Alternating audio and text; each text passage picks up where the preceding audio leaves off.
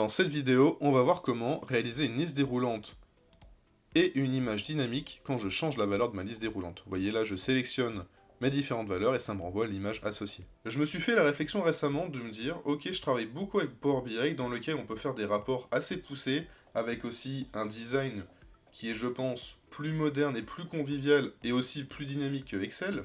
C'est aussi le gros intérêt de Power BI.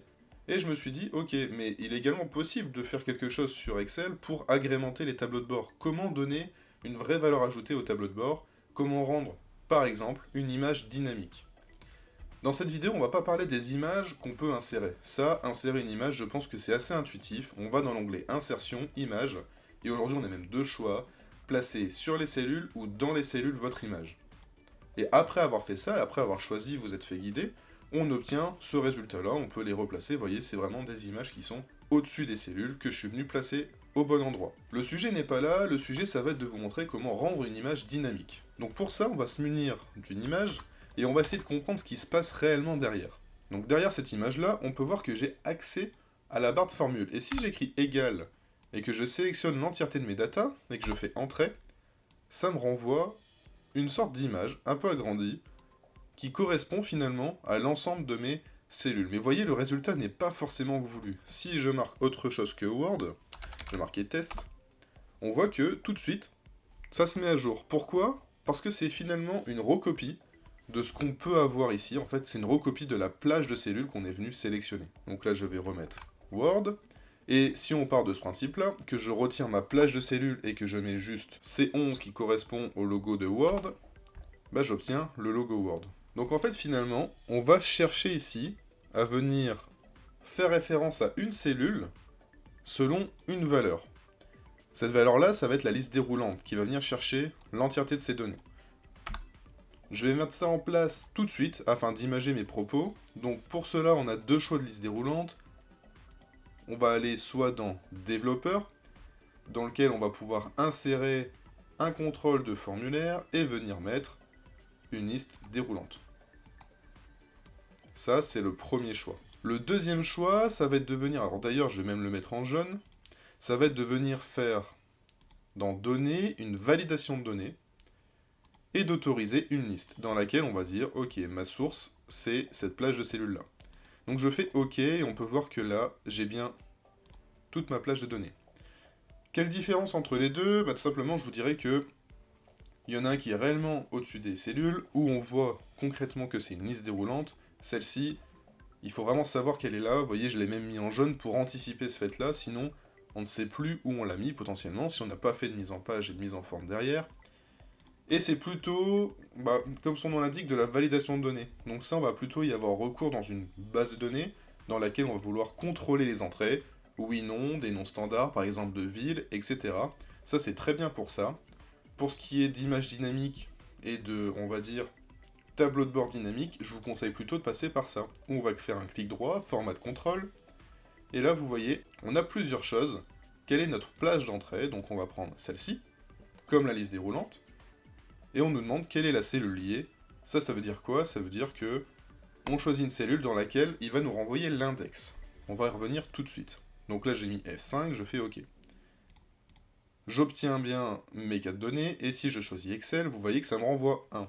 Si je choisis Word, ça me renvoie 2, PowerPoint 3 et Power BI 4. En fait, ça c'est l'index de votre plage de cellules. Donc là j'ai sélectionné de B10 jusqu'à B13, donc l'index va forcément, enfin l'index 1 correspondra à Excel, etc., etc.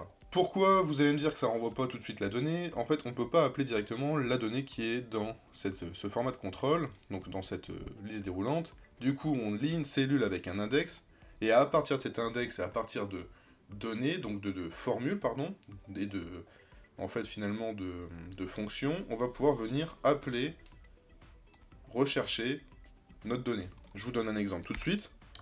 Il y a du coup la fonction index qui existe, et dans index, on va venir dire, voici ma matrice, et je cherche tel numéro de ligne. Et là, ça me renvoie Power BI. Donc je remets la formule, on prend la plage de données qu'on veut, et on vient dire, je veux tel index.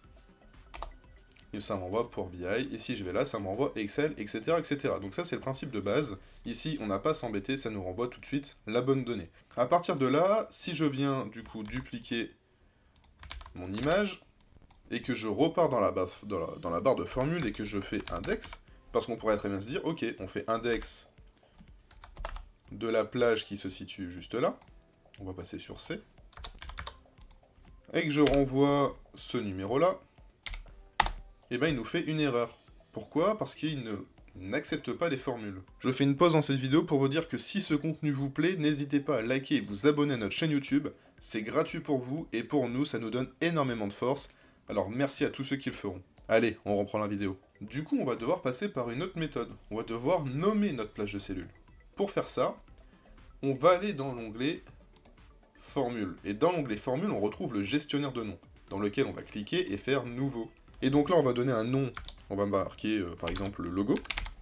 Et on va dire, voilà, à quoi on fait référence. Et donc, on va faire référence à cette plage de données-là. Donc, on va faire référence à toute notre plage de logo. On fait OK, on peut fermer. Une fois qu'on a fait ça, on repart sur notre image et on fait égal. Et là, si je commence à marquer logo, on peut voir qu'on retrouve notre nom. Ça, c'est accepté.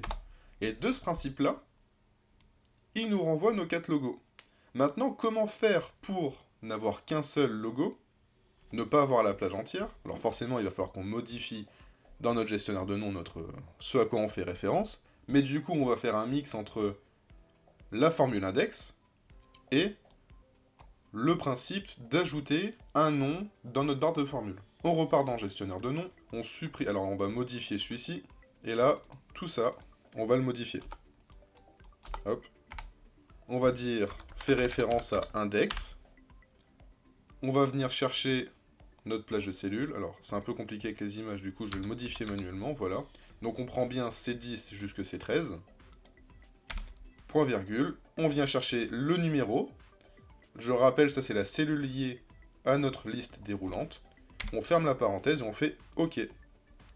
On ferme. Et là, on peut voir qu'on obtient, voilà, on a toujours fait référence à logo et on n'obtient plus que un seul logo. Et désormais, si j'appuie sur PowerPoint, voilà, il change automatiquement l'image. Et donc là, on vient de créer une image dynamique à partir d'une liste déroulante et à partir d'une petite base de données. Alors si on voulait le faire avec PowerPoint, on aurait dû retrouver l'équivalent en index en venant chercher, etc. On se serait un petit peu compliqué la vie. Je vais vous montrer une deuxième méthode. Alors tout ça, ça pourrait être fait, mais je vous laisse passer par cette technique-là qui est quand même plus simple, plus rapide. Et on peut revenir à ça. Aujourd'hui, on peut utiliser des méthodes comme recherche X aussi. On peut dire, je cherche cette valeur-là dans mon tableau qui est là, et je renvoie. Pardon, c'est toujours un petit peu difficile de venir chercher les cellules, voilà. Et je renvoie ça. Donc là, il me renvoie 0. Mais pourquoi il me renvoie 0? Parce qu'en fait, il n'y a rien dans la cellule. Et ça, c'est la deuxième méthode. Si vous placez dans la cellule vos images, alors c'est pas quelque chose qui est... c'est pas quelque chose que je vous recommande en réalité. Hein. Là, ça fonctionne. Parce qu'on renvoie le contenu d'une cellule. Si je fais égal C13 par exemple, il me renvoie l'image, il me renvoie le contenu de la cellule.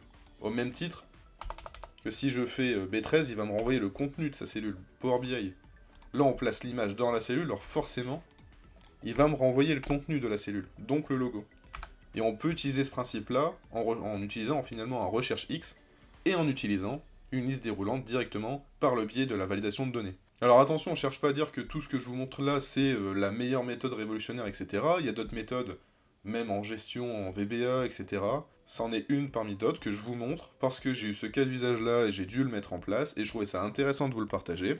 Bien sûr, si vous avez d'autres méthodes à nous partager, vous avez l'espace commentaire qui est fait pour ça. Dites-nous comment vous faites pour gérer vos images dynamiques. Et puis si cette vidéo vous a plu, n'hésitez pas à liker, à vous abonner à notre chaîne YouTube. Et moi je vous dis à bientôt.